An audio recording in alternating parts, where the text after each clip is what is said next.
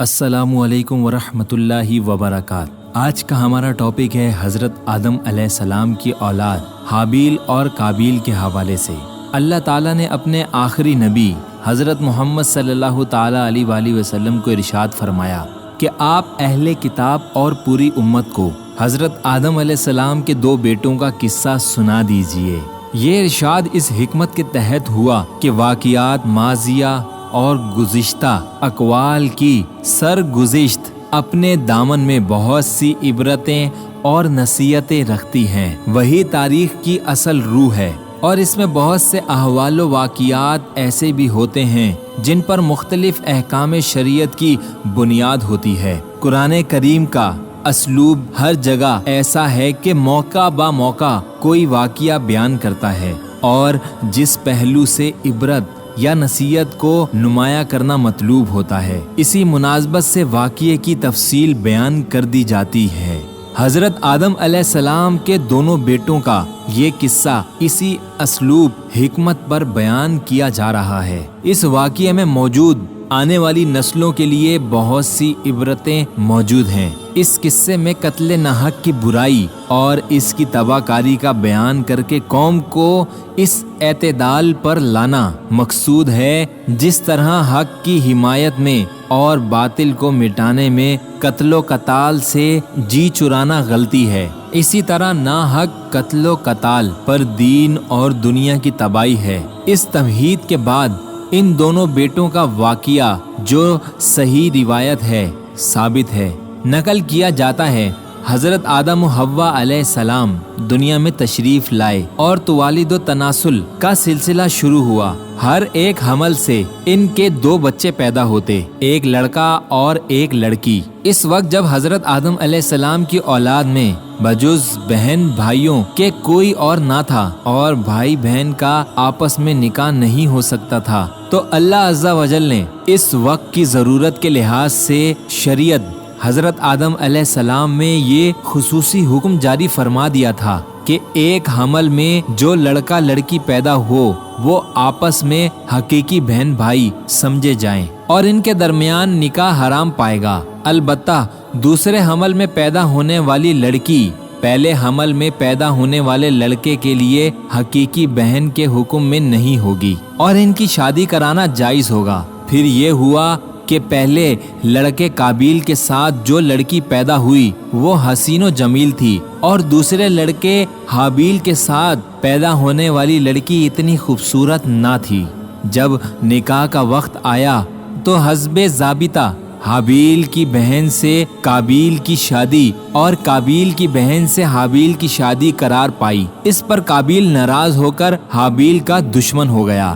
اسے یہ بات انتہائی ناگوار گزری، اور وہ اس پر اصرار کرنے لگا کہ میرے ساتھ جو لڑکی پیدا ہوئی ہے وہی میرے نکاح میں دے دی جائے۔ یہیں سے حسن پرستی کی ابتدا ہوئی۔ جب شہوت اور حسن پرستی عقل پر غالب آتی ہے تو احکام الہی کو پس پشت ڈال دیتی ہے۔ حضرت آدم علیہ السلام نے شرعی قاعدے کے موافق قابیل کی بات کو قبول نہ فرمایا، اور حابیل اور قابیل کے درمیان اختلاف ختم کرنے کے لیے یہ فیصلہ فرمایا کہ تم دونوں اپنی اپنی قربانی اللہ کے حضور پیش کرو۔ جس کی قربانی قبول ہو جائے گی وہ لڑکی اس کے نکاح میں دے دی جائے گی۔ چونکہ حضرت آدم علیہ السلام کو یقین تھا کہ قربانی اس کی قبول ہوگی جس کا حق تھا، یعنی حابیل کی۔ اس زمانے میں قربانی کی قبولیت کا یہ اعلامی دستور تھا کہ نظروں کی قربانی کی چیز کسی بلند جگہ پر رکھ دی جاتی تھی، اور آسمان سے آگ نمودار ہو کر اسے کھا جاتی تھی۔ جس قربانی کو آگ نہ کھائے تو یہ علامت اس کے قبول نہ ہونے کی تھی۔ بس دونوں نے اپنی اپنی قربانی تیار کرنا شروع کر دی۔ حابیل نے جو مویشیوں اور بکریوں والا تھا، اپنے ریوڑ میں سے ایک بہترین دمبا اللہ کی نظر کیا۔ قابیل کاشتکار تھا، اس نے بہت ہی ردی قسم کے غلے کا ایک ڈھیر پیش کیا، اور دل میں یہ خیال چھپائے رکھا کہ میری قربانی قبول ہو یا نہ ہو مجھے اس کا غم نہیں۔ حابیل کسی صورت میں میری بہن سے نکاح نہیں کر سکتا، مختصر یہ کہ دونوں نے اپنی اپنی قربانی پہاڑ پر جا کر رکھ دی۔ پھر حضرت آدم علیہ السلام نے دعا کی اور آسمان سے ایک آگ آئی اور حابیل کی قربانی کو کھا گئی، اور قابیل کی قربانی قبول نہیں ہوئی، اور اس طرح قبولیت قربانی کا شرف حابیل کے حصے میں آیا۔ اس پر قابیل کو اپنی ناکامی کے ساتھ رسوائی کا منہ دیکھنا پڑا اور اپنی اس توہین کو کسی طرح برداشت نہ کر سکا، اور اس کے دل میں حسد کی آگ بھڑک اٹھی۔ اس نے حابیل سے صاف کہہ دیا، تو اس لڑکی سے نکاح کرنے سے باز آ جا، ورنہ میں تجھے جان سے مار ڈالوں گا۔ جو لوگ غرض کے دیوانے ہوتے ہیں وہ سوائے اس کے کچھ نہیں جانتے کہ جس طرح بھی ہو سکے اس کی خواہش پوری ہو، اور جو کوئی اس کو پورا کرنے میں رکاوٹ ڈالے اسے کسی نہ کسی طرح اپنے راستے سے ہٹانے کی سر توڑ کوشش کرتے ہیں، سازشیں کرتے ہیں، رشوتیں دیتے ہیں، دھمکیاں دیتے ہیں، غرض یہ کہ کسی بات سے نہیں چوکتے، گناہ ثواب حرام حلال غرض کے تمام قواعد و ضوابط کو پس پشت ڈال دیتے ہیں۔ قابیل نے اسی طریقے کی بنیاد ڈالی۔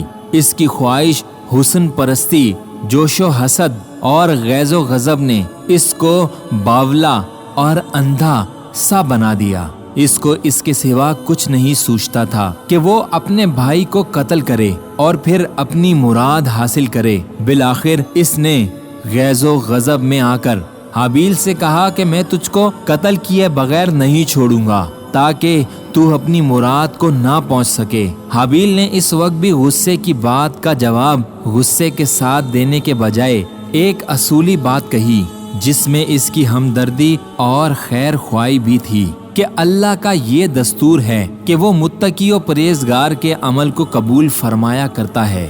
اگر تم تقوی اور پرہیزگاری اختیار کرو تو تمہاری قربانی بھی قبول ہوتی۔ تم نے ایسا نہیں کیا، اسی لیے تمہاری قربانی قبول نہیں ہوئی۔ اس میں میرا کیا قصور ہے؟ قابیل یہ سن کر اپنی نیت کے کھوٹ کی طرف توجہ کرنے کے بجائے حابیل سے حسد کرنے لگا۔ یاد رکھو، جب آدمی پر حسد کا دورہ پڑتا ہے تو اس کو اپنی کوتاہیاں اور نالائکیاں نظر نہیں آتی، بلکہ وہ اپنی نالائکیوں کے تمام اسباب دوسروں کے اندر ڈھونڈتا ہے۔ اس بدبخت کردار کی سب سے پہلی مثال قابیل نے پیش کی ہے۔ آئینے میں ذرا ہمیں اپنا منہ دیکھنا چاہیے کہ کیا آج بھی حابیل اور قابیل کا وہی قصہ تو نہیں دہرایا جا رہا ہے جو بہت پہلے پیش آ چکا ہے۔ کسی شخص کو جب یہ نظر آئے کہ اللہ نے اپنے کسی بندے کو کوئی خاص نعمت عطا فرمائی ہے تو اسے چاہیے حسد نہ کرے، بلکہ اپنی محرومی کو اپنے گناہوں کے سبب سمجھ کر اس سے تائب ہونے کی فکر کرے، اور دوسروں کی اس نعمت کے زوال کی فکر میں پڑنے کی بجائے اللہ تعالی سے اپنے لیے بھی اس نعمت کی استدعا کرے۔ اس میں اس کا فائدہ ہے، اس سے وہ حسد جیسے گناہ سے محفوظ بھی رہے گا اور اپنے دوسرے گناہوں سے تائب ہونے کا موقع بھی ملے گا، اور سب سے بڑھ کر اللہ کریم اس کی توبہ قبول فرما کر اس پر اپنے رحم و کرم کی بارش فرما دے گا۔ اللہ تعالیٰ کے نزدیک قبولیت کا دار و مدار تقوی پر ہے، جس میں تقوی نہیں اس کا عمل قبول نہیں۔ حابیل نے قابیل کو سمجھایا، کہا اگر تیری قربانی قبول نہیں ہوئی تو تم میرے قتل کے در پہ کیوں ہو گئے ہو؟ حالانکہ اس میں میرا کوئی قصور نہیں، بلکہ سراسر قصور تمہارا اور تمہاری نیت کا ہے۔ اگر تمہیں قربانی کے رد ہونے کا غم و غصہ ہے تو تقوی کی فکر کرو، نہ کہ میرے قتل کی۔ مجھے قتل کرنے کی وجہ سے تمہاری قربانی تو قبول نہیں ہوگی۔ یہ واقعہ ابھی ختم نہیں ہوا، بقیہ واقعے کے لیے ہماری دوسری ویڈیو کا انتظار کریں۔ امید کرتے ہیں کہ آپ حضرات کو ہماری یہ ویڈیو پسند آئی ہوگی۔ مزید ویڈیوز کے لیے ہمارا چینل سبسکرائب کریں۔ تب تک کے لیے اجازت دیجیے، پھر ایک اور نئی ویڈیو کے ساتھ ملاقات ہوگی۔ اللہ حافظ۔